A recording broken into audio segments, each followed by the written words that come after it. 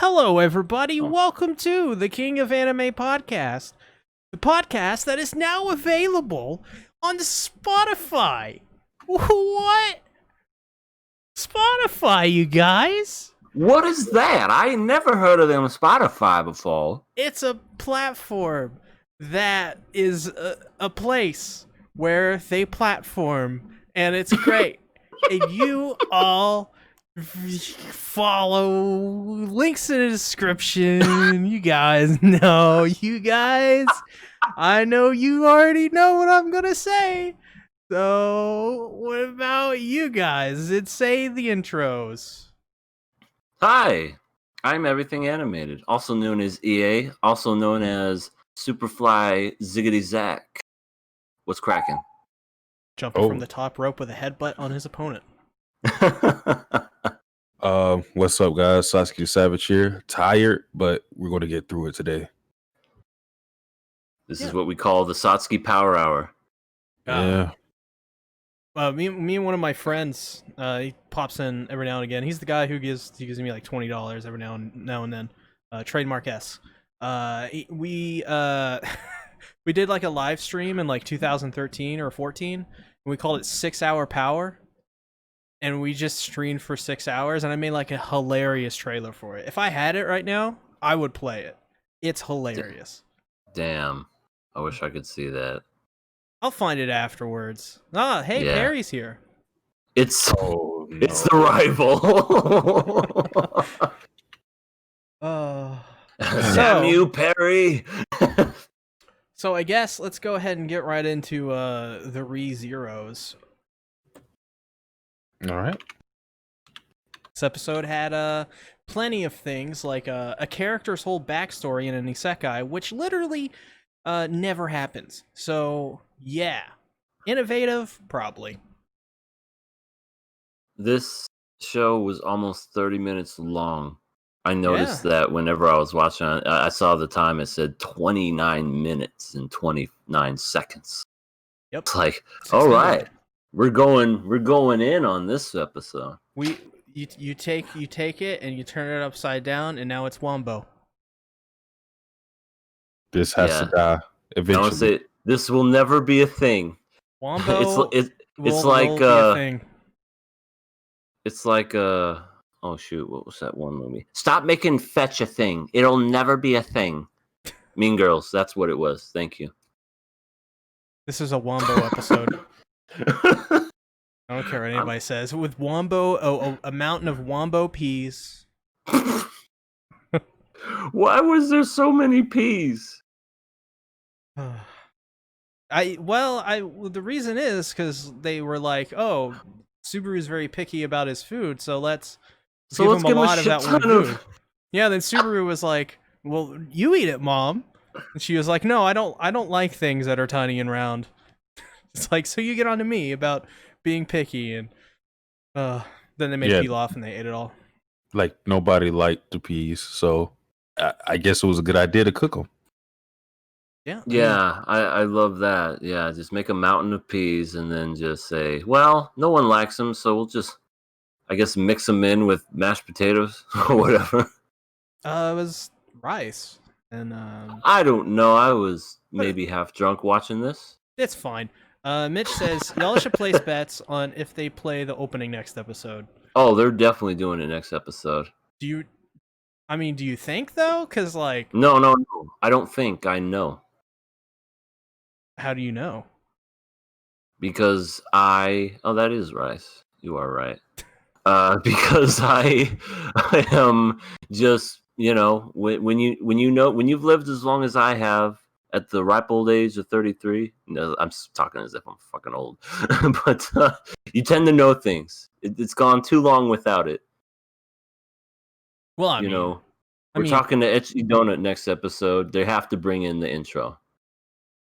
Well, yeah, but did they? How many times did they even play the opening in season 1? Like 5, 6? Maybe I can count it on one hand. Maybe, Probably. Yeah. Probably. Wolfclaw says, hello. This episode of ReZero was long, but went by incredibly fast, even after reading the source material. This is great. Typically, I can't enjoy something as much as the source material, but they adapted this part of the story amazingly. To which they did. For a moment, I was very worried that they were going to cut out, Naoko going, "Yo, Subaru, you want some mayonnaise?" Because I was like, that's like one of my favorite parts in the source Why material. that part? In an entire episode, that was your favorite part. I was gonna say, why that part? Well, Like all these heartfelt moments and all the. You want some mayonnaise? It's just so funny. Like, it's just Subaru, like his family loves mayonnaise. It's so funny. And if you remember, if you watched Memory Snow, I didn't. Rim fills a bathtub up with mayonnaise for Subaru, and then turns into a dog. Why? What? What? I didn't need to know that. Well, I was gonna say, is this a thing? It's great, and I like how the Sue was on the cap of the mayonnaise. We haven't even talked about any of like the action. We've been talking about food so far. We haven't talked about what's the actual stuff that's happened in the episode. Yeah. Well, Yeah. I'll start off by saying, just with Subaru's parents, what they're both pretty wacky, silly, but they also have their they have their connection to Subaru to where when they need to be serious, when they need to have that heart to heart moment with Subaru, they're totally up to task for that. With Kenichi, I think that's his name in particular. Yeah. He is somebody that Subaru looked up to, wanted to be exactly like, and that's why he acted out the way he did. I won't talk about that in detail yet, but Kenichi is a very charismatic dude, so I can definitely understand like why he would be like a role model for him.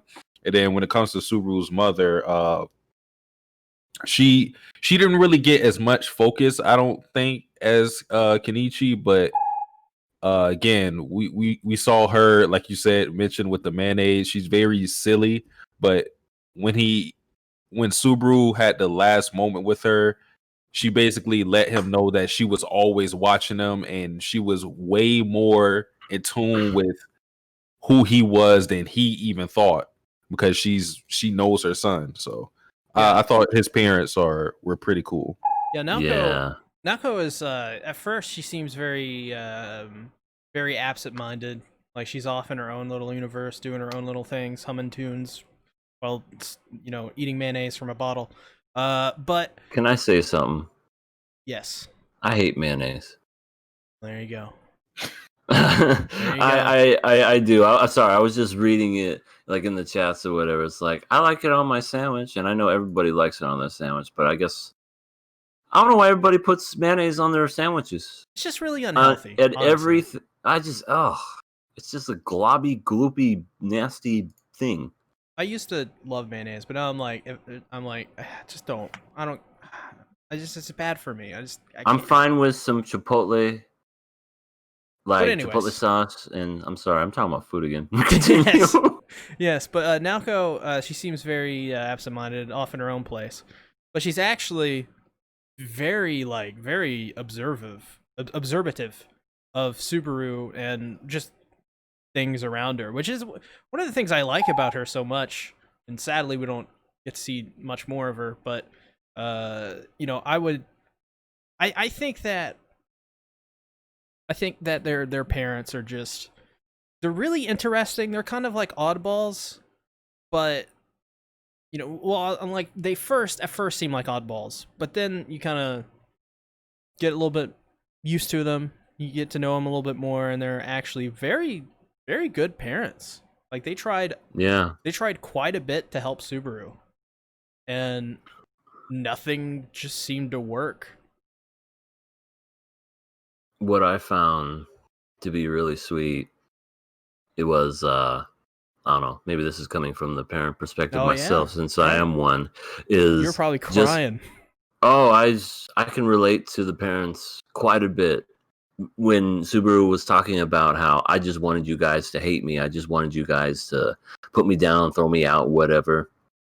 What kind of a good what kind of a parent would want to throw out their own child and whatnot? And I know in a child's mind, they probably think everybody hates me, even my own parents. And what they don't understand is that, trust me, son, we love you. It's just you maybe acting a fool sometimes, but we still love you. And I guess what back to what Subaru's mother was saying was the whole I notice anything and everything what you're doing, even if I don't say nothing. God, isn't that the fucking truth?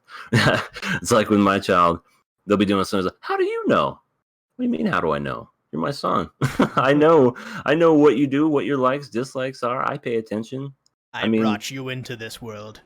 Yes. I will take you out if I deem necessary. And I'll make another one look just like you. That's right. But yeah, that was just, I could totally relate to the parents and the fact that they were just like quirky and just lighthearted and nice. It's like, I don't know, you don't really get that much in anime as far as, first, both parents are alive and both parents are together, and they're not on a business trip over in America or something. You know what I mean? Yeah. So I'm just like, he's got both. And I guess he has younger siblings. Because whenever Kenichi was talking to Subaru, he said my eldest son. I'm like, he has a younger brother or sister that I don't know about? Yeah, I've heard that a couple times of like, does he have like a younger sister or brother? And I don't know. Because why would he say eldest son and not like only son or even only child? Right, exactly. Does Natsuki Subaru little brother version get teleported into another world as well? And he's like, "What's up, big bro?" And Subaru's just like, "God damn it." Hey, big brother. Nice to see you. Bob's your uncle. Oh my god. Oi. Yeah, no, it's great. I just love that we're getting we got a backstory for Subaru. It just never happens. And no. I can't, I've asked people to name isekai, and I think there was like somebody mentioned Gate. I was like, who, like, that doesn't count, right? Gate doesn't count. I don't even know what that is. Never watched it. It's not very well received, we'll say that. But, I thought the callback with episode 18 when they're sitting on the bench and Rem's there. Yeah. Wow, she just popped right up on the screen. Holy crap. That's frightening. She's dead. When they do the callback to her, and he's talking about there's these girls, one that he likes, one that likes him, and he's like, yeah, like I do like a girl, and then he like axe kicks him, and I'm like, well, that's weird, but okay, and then I gotta admit that was weird. It's a Sunday trope. We got to deal with it. And then he says like something along the lines of like you don't have to apologize or something like that. You can make it up over time, but just promise that you take care of us when we're old. And I was like, oh god damn it. Oh, yeah, I love that part too. And he's just like, he's like, oh, you are such a handful, even now that you're older, Baka. Yeah, he is a tsundere. I didn't even notice that till you just said that. I think another moment that showed us how observant Subaru's parents were was the fact that they both had a feeling that someone outside of them had influence on Subaru to make him change for the better, but they didn't quite know what it was. Like his father said something like this morning, like you had a different look on your face, you like look less scary. And then his mother said something that like pretty much was pretty explicit. She said, somebody other than me and your father, had something to do with you. And I also think that's why Subaru's father kept asking, do you have is there a girl that you like? even though that led into the whole school thing. I think that was also a reason why he kept asking that. When he introduces Subaru to the old man, he's like, "This here is my pride and joy." Did you guys catch that? What does that mean? Subaru, this is like the second or third time Subaru has been mentioned as pride, and it's the weirdest thing that keeps popping up. Like Belakis was like, "You're the seat of pride" or something like that. And then with this, he's like, Subaru's dad is like, "This is my pride and joy." And I'm sure that wasn't a Stevie Ray Vaughan reference. Did he freaking put emphasis on the pride when he said it? No. Hey, sir, this is my pride. But Enjoy. it keeps happening with Subaru. And in the Frozen Bonds OVA, Puck is like, "I hate the word pride." So much pride being brought up. He would not like a pride parade then. Subaru's homophobic. Oh my goodness. Wow. Oh yeah. I guess Puck is homophobic now. Yeah. Let's see what else happened this episode. I mean, there's a lot that happened.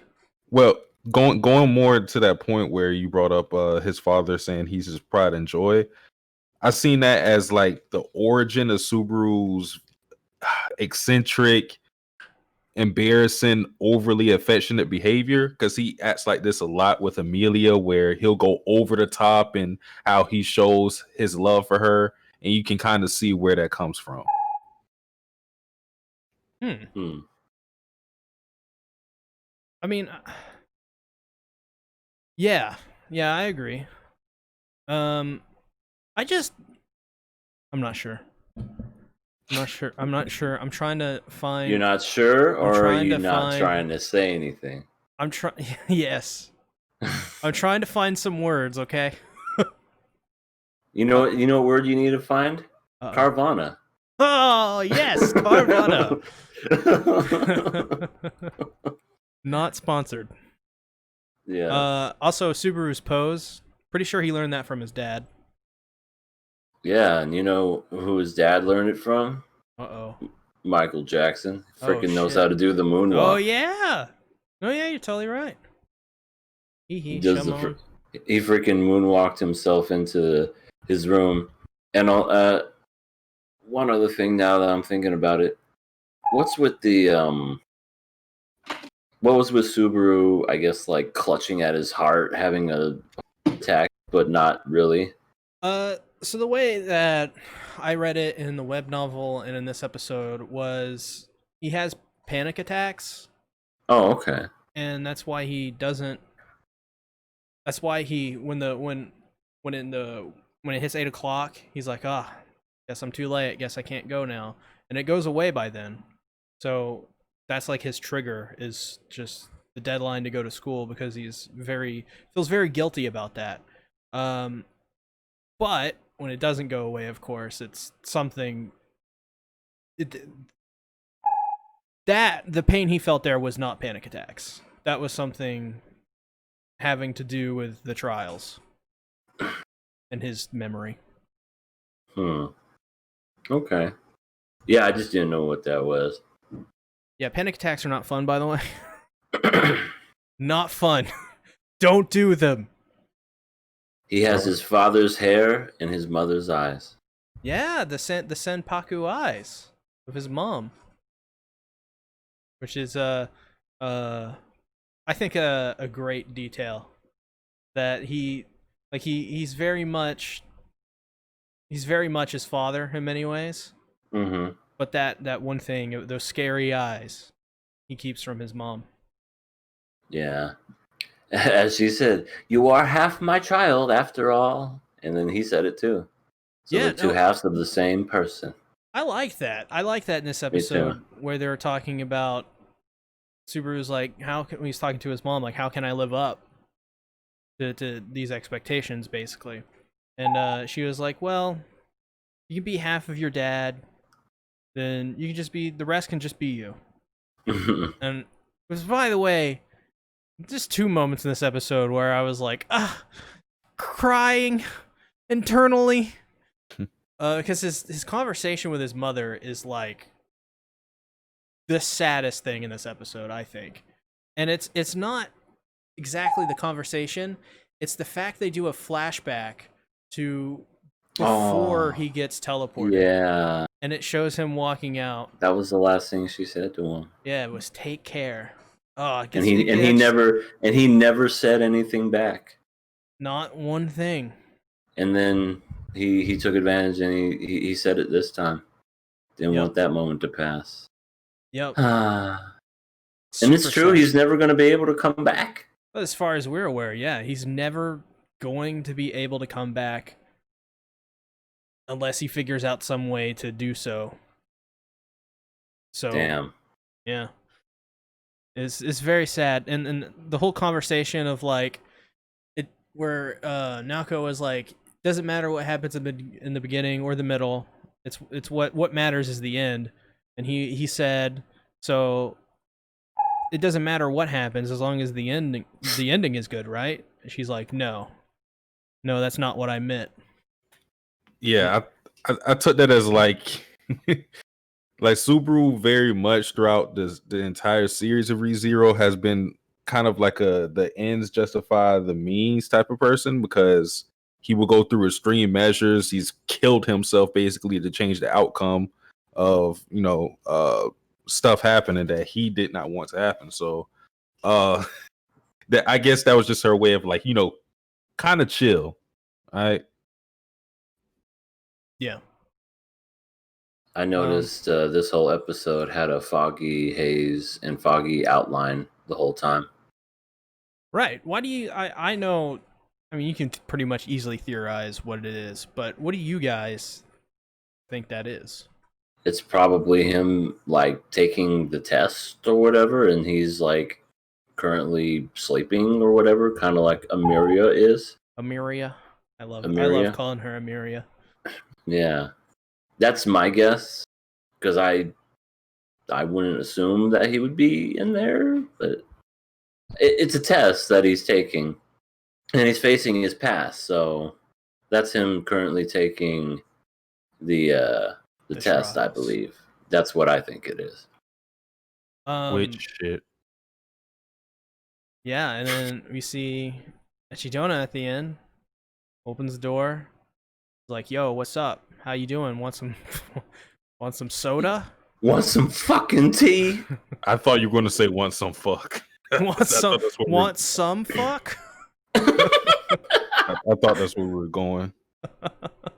Well, she probably would. It reminds me of a thing Cedric sent me one time on Twitter, and I was like, I dare not repeat it here. By the way, Cedric, just came out with a dojin of Echidona. It's of the lewd kind. You can follow him on Twitter to find that. No links here. Okay. What can I say? He's talented, okay? So yeah. She's like, yeah, you basically had time to confront all your past. What do you think about it? So the next episode is going to be super interesting. What did you guys think about Echidona showing up in his trials? Does she have like the power to just show up wherever? Is that her thing? It's like, look at me, I'm in the middle of a field drinking tea. Now I'm in school. I guess she's like really powerful then, if that's the case. That's all I know, because we saw her for like, what, 2 seconds? I have not read the Greed If Wolfclaw, so I'm not sure what that reference is to.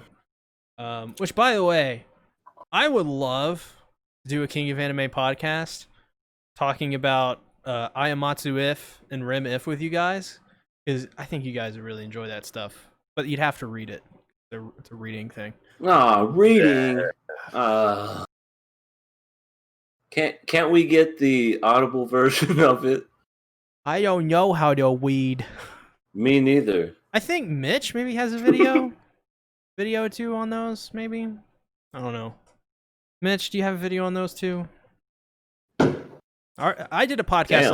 like a couple of years back on them, so it's actually the most popular ReZero podcast is the I Am Matsu If podcast. But yeah, yes, Mitch does. So there you go. All right, that's the audible version I need. There you go. I also liked Subaru going back and getting dressed up in a school uniform. That we've this whole episode was really like a great way to show how much Subaru has developed since season 1. Yeah, because he's developed quite a bit. Because he goes from being this guy who stays in all the time to this I mean the hero of the story. That's really what he is now, and it's quite fascinating to see how far he's come. And then you still see all these people say, well, it's ReZero, it's an isekai, so it's terrible and it sucks. who says that? Oh, so many people. Just because it's an isekai, it gets that stigma. It's like the mecha thing. It's like, you say mecha, it's like a dirty word. That's weird. Because, I mean, I don't think all isekais are bad. Just because they're an isekai. But that's just my opinion. Well, some people definitely do hate ReZero just because of that fact, but Ew, yeah. you like ReZero? Ew. Not disgusting. You know what it is? Sword Art Online ruined it for everybody. That's what it is. Yeah. People say that about Shield Hero too. They're like, Shield Hero sucks. It's an isekai. I'm like, what? It's decent. I don't understand. I would say I okay. enjoyed Shield Hero. It's pretty good. We'll probably cover it when season 2 and 3 comes out. That's right. So any final thoughts on ReZero season 2 episode 4? Yeah. One last thing. All right. Were you talking about his Subaru's development? I think the reason why he was able to grow like this was because he got isekai. As he said in the episode, Rem and Amelia and other people in this world Felix. look at him, Felix, Priscilla, even Elsa, definitely. They look at him as himself. They don't look for his father in him or anything like that, since they don't know his father. So he got to be an individual in this world since nobody knows him, ironically. So, yeah, that's what I took from like how he developed and whatnot. Nice. They should have played that Alanis Morissette album at the end. God, which one? Or not album, Little the song. Pill? No, it's a great album. Ironic. It's from that album. That's There a you great go. album. There you go. Alanis Morissette is actually really good. Yeah, that album alone is fantastic. Ugh. That was my 95. Ugh. Why isn't she in the Rock and Roll Hall of Fame? She will be. Give her time. I think everybody here just figured out that we're Alanis Morissette fans. Well, yeah. There's nothing wrong with that. Alanis Morissette's cool. Oh yeah, she's amazing. I think people also recommend ReZero to people in a way that makes it seem unappealing or generic. People focus too much on the subversion and suffering stuff rather than it being a compelling story. I don't like the anime of Shield Hero personally because it doesn't adapt the MC's character very well from the novel. Wolfclaw, that is a good thing I keep forgetting about the Shield Hero anime adaptation, is he's not a dick. What is he in the manga? Manga and light novels, he is like, he's very, he doesn't even, he trusts nobody. He doesn't even trust Raftalia, who he has complete control over. Yeah, I mean, he's an asshole. Like, he does really asshole-ish things. He like makes Raftalia and his party do a bunch of really bad stuff. But doesn't that still make him a dick then? Yeah, no, yeah, he is. Well, in the anime, it's not as prominent. Oh, I got you. So he can continue. Oh, I was gonna say. So in the anime, you mean he was like a dick at the beginning, but then he kind of got all like, "Hey, you know, I like y'all now," including the damn full lollies. I can't wait for that show to come back so we can hear the Falalis. Well, I probably about at the halfway point is probably when he starts to lighten up a bit, but not by much. QRW6 says, have we forgotten Inuyasha was an isekai? To add on top of Inuyasha, I haven't. The Visions of Escaflowne is another isekai with mechs in it. So, Mitch says, do you think this trial means Echidona knows Subaru is from Japan? That's a good question. No clue. I don't even know.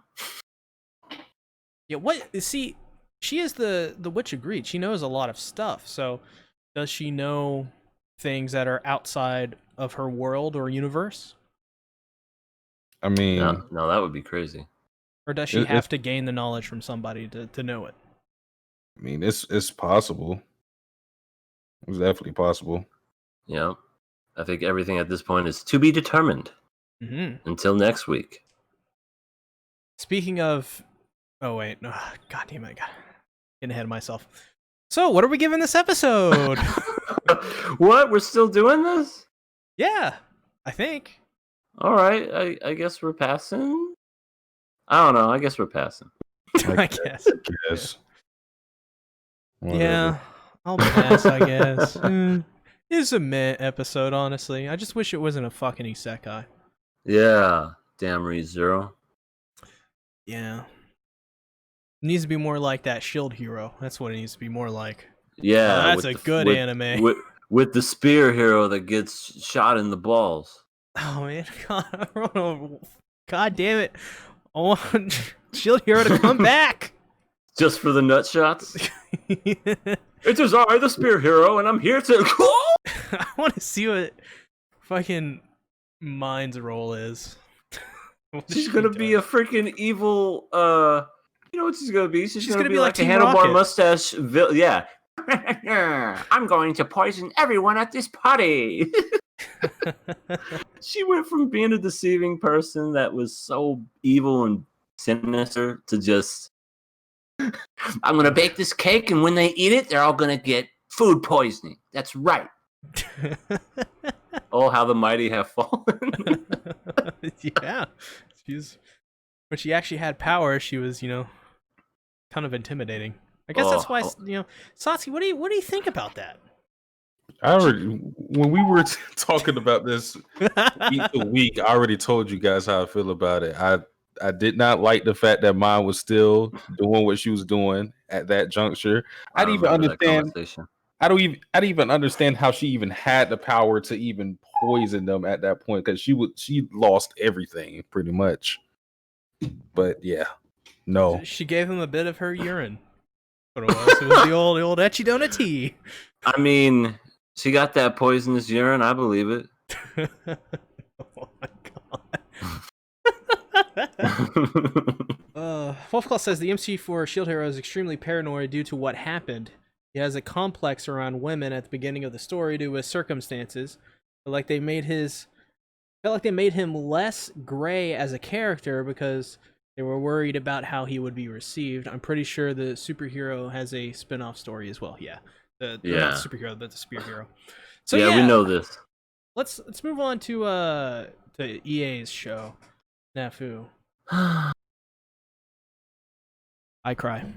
Sad This was such a fucking depressing, good, great, heartbreaking episode, whatever you want to put it into words. It was just every bit of emotion that was brought within inside of you was just flushed out by the end of this. Yeah. It was just so, oh man, like this is why I didn't go to prom. It stuck with me for the past 2 days. I should have been happy getting a car from Carvana, but I was thinking of this show. But I want your guys' thoughts first. Well, I guess, the prom getting canceled and how he's like, I made a promise that I would save her. I was like, what the fuck? Everything is just so, the color palette's even like more dim, and I'm like, what the hell? Just stop it. Stop making me feel. Ah! Stop making me do stuff. Um, Can we all agree QRW6 that? says, Oh, before we get to the heartbreak, I want to say, Mom's a beast. I was about to say that. Could we say how much Yukino's mother is just? I don't know, just like not a Karen, but she's definitely like she's well set in her ways. Is a good way of putting it, I guess. Yeah, she is. I think I can't remember what we saw of her in season 2. Like I think she just came in to give drinks, She was and Yui's like, really "Mom, leave." no, yeah, that was Yui's mom, but Yukino's Oh, mom was. Yukino! God damn it, motherfucker! But yes, See, you're so upset by it, but no, Yukino's mom. We saw her maybe once, and that was when she was in a car, and she was like, "I'm here to pick you up, Yukino," and she left right then and there. But she just gave that sort of like bye, but kind of like depressed bye, and then went in the car. yeah, That it's was She showed the up.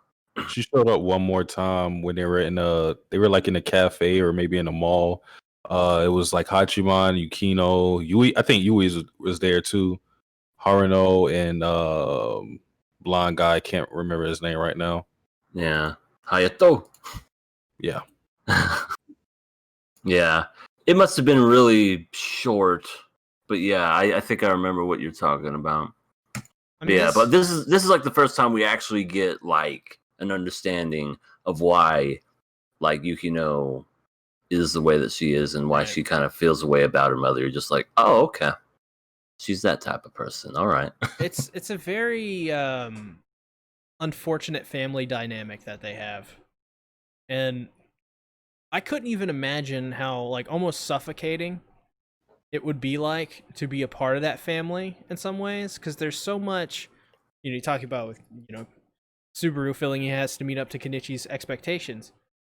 I mean, there's a whole different set of expectations for this family, and I'm just like, ugh, don't even get me involved.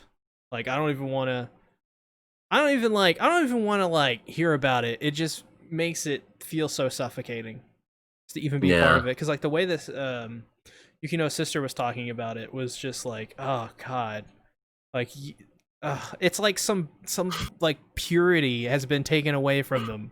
That's like how she talked about it. It was like, yeah, I used to have dreams too.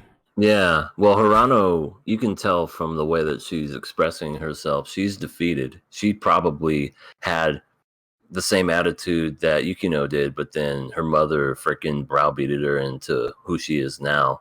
And Yukino's still holding on to that uh I guess rebelliousness against her mother, and she wants to be like she wants for some reason she still wants to impress her mother for God knows what reason, because again, I don't think people like that, no matter what you do, even if you do stuff on your own, they're never fucking impressed. Everything's gonna be the way that this is because that's how things are. Right. Yeah, and I just, she's still holding on to that fleeting, I'm gonna get the better of you, mother. Just you wait. While Yeah. Harano is just like, I don't give a fuck. Which is sad. I I'm just gonna talk to you, Hachiman. I'm gonna get really close and make you freak out. Yeah, she did that shit on purpose whenever she was he was talking. What was it? Yeah, Harano was saying, you know what you guys are? Hachiman just said it flat out. A love triangle. Yeah, she And starts then, laughing. yeah. And he's And like, he's what? like, I don't know what's so funny. but that just goes to show you that he understands that they have feelings for him. That he's not blind and stupid by it. Yeah, which is something I actually really enjoy about Hachiman in this after this episode, was that fact. Because how many times do these light novel romance triangles, air quotes / maybe also a harem in some ways, how many of these, like Bunny Girl Senpai, like how does he not know? Oh, Like how does he not oh. know? And Because granted, he's it's such a little rascal, that's why. oh, that darn rascal. and he like flirts with all these other girls, and I'm like, oh god damn it, oh yes, Bunny Girl Senpai is the bad version of whatever this is. Yep, absolutely. And Bunny Girl Senpai is okay, but like how many of those pro tags, those ecchi light novel protagonist dunce pro tags, to quote Eromanga Sensei, don't know like don't know that these girls like him. Like I feel like at this point, and we would be not oblivious to this at this point. Right. So that also backs up like some of my like positive criticism I have about Snafu, and it's a very realistically done show. If that like in terms of its writing and its feel. Absolutely. I think with that type of dynamic between the main characters and with most isekai, a lot of series tend to extend their series by having the main character completely oblivious, because if you can make them oblivious like that, then it's kind of like they have to work towards realizing that ex girl has feelings for him or whatever. But with this series, it's like they all know, but they don't really acknowledge it for fear of hurting each other. And the fact that their relationship as friends was already established to keep this dynamic realistic and believable, that just goes to show you like how good the writing is. Because this series is also being extended, but in a different way. Is done because again they care for each other, and they don't really want to reveal what they already know for fear of changing their relationship. Changing their relationship for forever, pretty much. Yeah. Just get all three of them. Yeah, it's just well, Hachiman should just marry all three of them. No, you know who he should marry is that freaking vending machine that he fell in love with. Oh yeah. That's a pretty wholesome part of this episode, how he was so excited for this vending machine. And you was so surprised, and I was so surprised. I was like, what? He's never been that excited for anything ever. Yeah. And he's like, oh man, it's like the front is like the actual can, and the back it has like on the vending machine it has like the facts like it does on the bottle. And it's so awesome. And yeah, let's take a picture together, Yui. Also send me that picture, please. Achina says someone needs to marry Hiratsuka Sensei by the end of the season, or I'll be mad. That needs to be me. I'll do it. No, wait, hold on, Satsuki. No. Hold on. I think it is me that will take the reins. I don't think you want to do that. I think I do. I don't. You got. There's more fish in the sea there, Satsuki. Well, actually, you know what? She smokes. Y'all can have her. Yeah. I started to think about that. So yeah, no. I mean, she's a great person. Probably somebody that you could definitely talk to because she's open to conversation. But the second she starts doing her chain smoking bit, I'm just like, I'm good. I'm good. Just could you imagine just kissing on her and you just taste all that tobacco and nicotine? No, I take it back. Satsuki, you can have her, man. You can have her. No, it's okay. You know what? Let's flip a coin. Let's flip a coin. No, I don't think we should flip a coin. It's like passing the peas in the ReZero episode. You can have her. Oh yes. Well, at the end, they both all end up eating those peas. So yeah, do we I think all so. End up with Force her at some point? What are you trying to say? Oh my goodness. We're all gonna pass her around. Sensei around. All right. Oh fuck. We've just been canceled. All right, listen. Yeah, let's continue, Satsuki. Let's get off of the subject. It was just one thing I noticed when C was talking about the vending machine scene. Subaru, fuck. Hachiman made a call back to the OVA of Aroha with the yay pose because they took a picture together and she made him do the pose. And at that time, he didn't say anything. He just posed for the picture. So I think that's where that came from. Yeah, that's right. I completely forgotten about that, but that is right. They were playing what, ping pong and like going out to eat somewhere or whatever. Yeah. I remember that. Is it peace, peace? Wasn't that with? They played ping pong in the Iroha OVA too. Did they play it in the series? No, that's No. that's the OVA. Oh, okay. Just Yeah. making sure. Mitch says choo choo, and I'm just not. I shouldn't have said that anyways.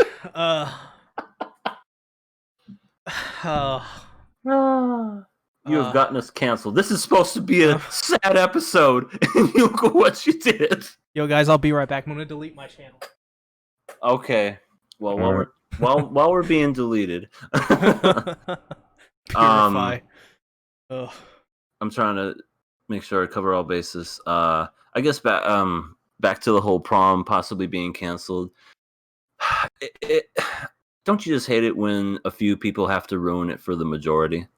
You know, like yes, monetization on YouTube. a few people decide that the prom wasn't like student proper like becoming of a student, or like it was just like fucking prom. where everybody gets drunk. Of course, it's exactly. Not. Who cares? It's where they have babies. You know, this is prom. You know, where dreams are crushed. And she's just like, we have to listen to their voices because if we don't, we're gonna make it's like fuck their voices. You know, the ones that say that they weren't they hated the prom weren't even gonna go there to begin with. Exactly. It's like the whole thing with the console wars thing. It's like hating on both sides. It's like, bitch, you were gonna buy one console anyways. Stop complaining. Yeah, you could put it towards anything, but I'm just so sick and tired of having to hear, you know, listen to the few that have to ruin it for the many. That's why we can't have nice things in this world. Yeah. But that's something completely different that I'll save for another. Earrings. That's right. I want my golden earrings or onion rings, whatever comes first. Yeah. I'll take either at this point. Probably the food. I'll take the food. Well, shall we talk about the epic scene? I think there's a scene to talk about before that. Honestly, did I miss one? Let me see. IKEA, where it's Ike. That was a revolutionary scene, yes. It changed the game. Changing the game of shonen. I was like, it says Ike, and it's the same colors, and it's the same like font and everything, but instead of IKEA, it's Ike. I've never seen what an IKEA looks like, by the way. Like a store. I know about IKEA, but come to Arizona. Seen it. You'll see one. They're really fun. Yeah, I know about it. I know what's inside of it. I've never seen the outside of it. So when you send a message of like, what does this remind you of? And I'm like, Best Buy? I don't know. Yeah, it's exactly IKEA. It's so great. That's IKEA. They have freaking bomb-ass cinnamon rolls in there. Man, they have a food court inside a furniture store. Hey, gotta go to IKEA sometime, I guess. Yeah, if you want some nice furniture, get yourself some. Go to IKEA if you want some nice furniture. They got some bomb-ass cinnamon rolls, too. Whoa, Saucy. Don't say no to Perry here. I'll give Yui a hug. Oh, I wanted to give her a hug after seeing that. Sasuke said that that there was another scene or another moment. Yeah. It'll lead into the Yui moment, but it was the moment where Yukino basically refused to help with Hachiman because she wanted to do things on her own. That's right. And it was kind of like you can see her visibly shaken up by the event because they kept focusing on her hands and she's clenching her fist, basically. But it also becomes a question of like, I think that's why Hirosuke was hesitant to give Hachiman the information of what's going on with the prom, because there isn't really a right answer, because Haruno said that, you know, not meddling and respecting the wishes of your friends is what you're supposed to do. But then too, if you kind of realize they need help, sometimes you would need to meddle. Just because they tell you to do something doesn't necessarily mean it's the right thing to do. Right. So I think that dilemma was an interesting thing, and again, that goes into the Yui moment. Yeah. I don't know about y'all, but when I personally saw this scene for the first time, it was it was early in the morning. My girl was still asleep, and here I am. I when you watch a show for like 7 years, can't believe it's been 7 years, and then when you see this moment, and then you just see just the pain and the anguish in their eyes. Like, it seemed like everything was fine. She's like, oh, just girls do this all the time, and even Hachiman was just like, are you sure I could walk you home if you're all right? And it was just like really interesting because Hachiman starts walking after he gets the call, says he's going back to school, turns around to see if she's still there, and then he decides to start running.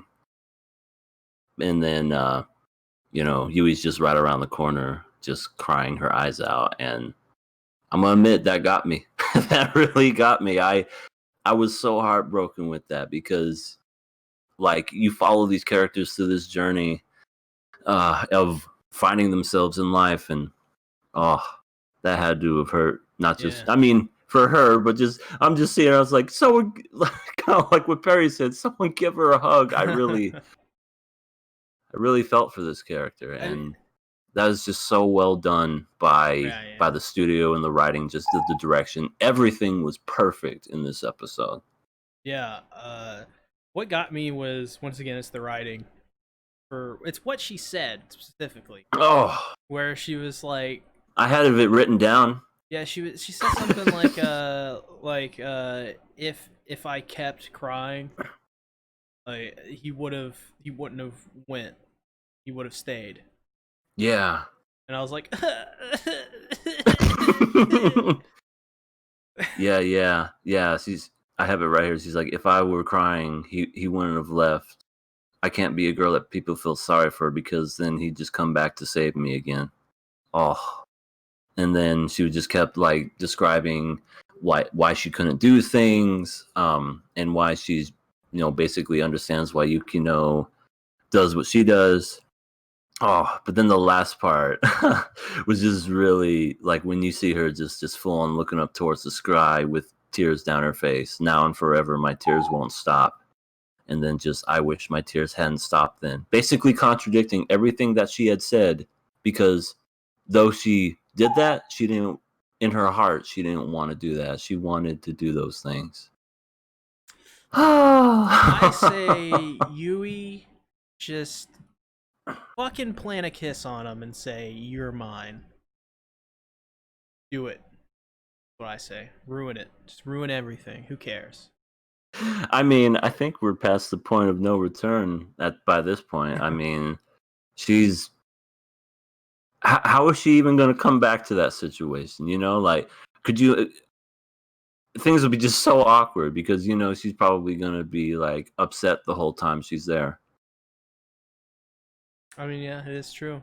At this point, it's Yukino or bust. Or, no, it's Yukino... Totsuka. Or Totsuka. And I'm pretty sure it's going to be Totsuka. Yeah, I mean, there's still a compelling argument out there to be made for Totsuka, and I'm actually kind of furious it hasn't been made more. I mean, I'm pretty sure he's gonna be ending up with him. That's just that's just what it is. Yes, it needs to happen. It's the one true ship. It's the one everybody wants. You knew this was going to happen. The worst feeling is knowing your ship is over.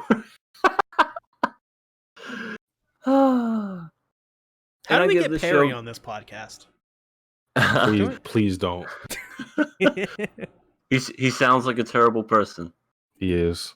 I can't tell if you're serious or not. I do want to say with Yui, I think this episode called back to what we saw before, where she said that she didn't want something genuine, or Yep. yeah, because basically what I see is like what something genuine is like everybody gets to let out their true feelings, but I think this episode basically showed that she kind of sees where Hachiman is leaning to. So since it's not in her favor, it's like she didn't really want the real thing, because in the end she wanted to end up with Hachiman, and it does not seem like it's going in that direction from what we can see. So yeah. So sad. Yeah. But you know what? I'll take the bullet for you guys. I'll take her. Okay. I'll take that bullet. I'll gladly take that bullet a couple times. 3 or 4 maybe. 12. Couple Alright. dozen. Now, now, now, when you say bullet, are you referring to Yui herself or what? I'll be taking no further questions at this time. Also, one more thing. I don't know who Hachiman was referring to, because he was thinking this and not actually saying it. But he said a line that said, I'm looking at the screenshot now. He said, "Just how you didn't say anything about leaving a school." So is Hiratsuka leaving a school?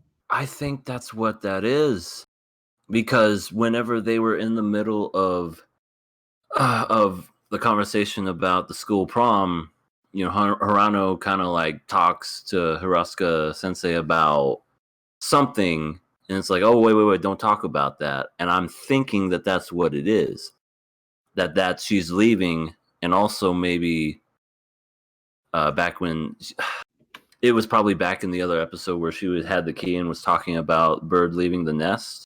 Maybe that's what she's referring to. Maybe she's talking about her actually leaving and not being able to be a part of their lives anymore. Yeah. That's I think that's what it is. And yeah, I agree. It was it was just very sudden. I had to go back and go, wait, did I just read that right? Let me go back, and that's what I'm getting from it, is that she's leaving. Like she's maybe going to be quitting after this school year, I guess. Well, that's just another telltale that this series is, as the name indicates, is in its climax. It is ending.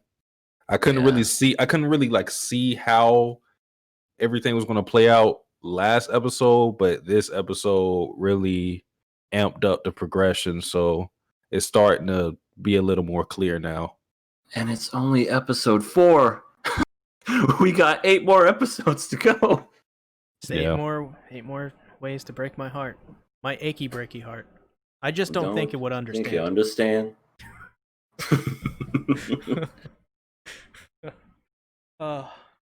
Jokes. So do you guys think that Yukino is going to end up resenting Hachiman for attempting to help with the prom, or what's going to happen with that? I don't think so. In my mind, in front of like other people, maybe she'll feel that way, but her deep down inside, though she's never been very vocal with how she feels either, I think she appreciates it. I think she would, to be honest, because she was making the same look about how she wanted to do this by herself. It was the exact same look in season 2 when she told Hachiman, "You don't have to come to the club anymore." So it was basically just kind of like a, please come to the club more. Right. I'm saying this because I am saying it, but I don't want you to actually do it. Listen, these are words I have to say. I don't mean them. Right, and I think that's what it is, in my honest opinion. I could be wrong, but that's what I think. Sometimes you need a little help from your friends. Oh my gosh, you just be quoting music all the time. That's all I do, man. I do it Ain't all no the time. lie, baby. Bye, bye, bye. I don't know. I think she's going to definitely, well, let's say initially she's going to not like Hachiman's interference because I genuinely think that she wants to overcome this issue by herself. Because she even said in this episode, she made a comment like, if I keep relying on you, I'll gradually become useless, something like that. That's right, yeah. So she really feels like getting outside help is going to make her lesser of a person. So the fact that she's already told Hachiman this and he's not respecting her wishes, but maybe he is respecting what she needs, she's going to have issues with that. It'll probably work out in the end, but I definitely think the next 2 episodes we're going to see Hachiman get an earful from Yukino and others. Yeah, I think so too. But you know what will help her? Just give her a few cats and a few little panda bears, and she'll be fine. Yeah. That seems to be her weakness. You know, she just starts going, yeah, yeah, yeah, yeah, yeah. Talking to cats. And then if she likes the little panda bear looking thing, which to me looks ugly as hell, she just was like, what was the name of it? Like Mr. Panda or something? Yeah, it was something like that. Mr. Pan? I don't know. Something very Japanese. Yeah, I definitely think that's it. We're probably going to get another very emotional scene coming up next week, which I'm so looking forward to. And if my girlfriend asks me, "Why are you crying again?" I'm gonna be like, "Cause this is such a great show. This is a great show. Go back to sleep." You speak of the cats too. I just thought about this, but Yui had the dog filter thing, like the Snapchat thing, when she took the picture with Yui, and I think that's just like a good visual representation of her because she has the more dog-like characteristics as opposed to Yukino, who is more of a cat person, more of a loner, things like that. Just like how Hachiman is for the most part. Yui needs lots of care and attention. Yukino is very low maintenance. Yeah, that's a very good description. I never never noticed that, but that is so true. All right, now we need fan art. Love this show. No, we don't need fan art. You know what they're gonna do? Well, they're gonna do the choo choo choo, and now we're gonna have to get canceled again. They've already done the choo choo choo, like at least enough to go around the world twice at this point. So that's true. Look at it. And they left a trail so you can follow it too. We're going to hell. Hell in a handbasket too. Well, I guess that's people say ReZero's about suffering and stuff, but this show, I think it may also be about suffering. I mean, it's the suffering in the most relatable way ever. We've picked the 2 most violent shows this season. At least most depressing. Oh God. So, what are we giving this? Oh, come on. We're passing. You know what? I don't think I want to say it. Oh, no. You know what? Yo. I'm. Are you okay? We're passing this like Miss Hiroshika Sensei. Oh no! Oh no! She didn't deserve that. She just smokes. That's it. Oh. Yeah. Oh. I'm sorry. I couldn't help myself. It was in my mind, and I was seriously going back and forth to like if I wanted to say it or not. And I'm like, fuck it, I'll say it. I'm gonna leave people in suspense. Oh. If I don't. Oh Lord. We just got canceled. Yep. Yeah. If this channel doesn't get 1,000 subscribers, you can put it all on me. I'm sorry. Yeah. By the way, this channel we're working on getting Bento 1,000 subscribers. If you're watching this on the VOD on YouTube, go head over to the Bentos. It's really great. Speaking of which, this podcast is available on most major podcasting platforms like the Spotify or on whatever the fuck Breaker is, Radio Public, Anchor.fm. I don't know like 3 of those things, but I know Spotify. And let me tell you something, Michelle Obama. Let me tell you something. We know that you got a podcast that just premiered. Well, guess what?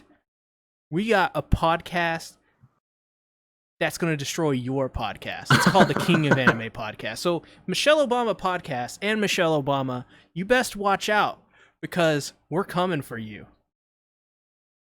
And That's we're gonna overtake you in the Spotify rankings in the first week. Guarantee you. I guarantee you we've already done it. We're not even, this episode isn't even on Spotify yet. Doesn't matter. Doesn't matter. Michelle Obama, you're done. I do not condone. Are we on Tidal or Tittle? What is it called? I think it's title. On Tidal? Maybe. I don't know. That'll be in the description on the SeaTactics channel when it goes live there. So with that being said, next week as well we'll be talking about Ping Pong the Animation with Nakama Club. Something to look forward to. And EA, where can they find you? You can find me at Everything Animated, my YouTube channel. I do a weekly podcast with SeaTactics and, of course, Rising Sun Reviews on Rent a Girlfriend. They are very interesting, to say the least. My goal by the end of this year is to get to 1,000 subs. I've been saying that for once I got back on the train to start making videos again. And I hope to get there. Right now, I'm currently at 357 subscribers. If y'all are new, give me some love. I'll show you some love right back. Oh. But in what way? In a way that a man and another man love each other. All right. I look forward to it. All right. As for me, you guys can find me on my main channel, Satsuki the Savage. Second channel, Satsuki Reactor, where I do live reactions on ReZero and JoJo, kind of. But yeah, that's pretty much it. Michelle Obama, Joe Rogan. We're gonna meet in the Octagon on this in this center stage on Spotify, and I'm gonna knock you guys out first round. Could I be the ref? That's yes. Yeah, are you ready? Are you ready? Let's get it on. Dana White, you don't have a podcast, but set it up. And if you have a podcast too, Dana White, you're done. You're done. Undisputed champions of Spotify right here, baby. That's right. Yeah. See you guys next week. Bye-bye. Peace. Later.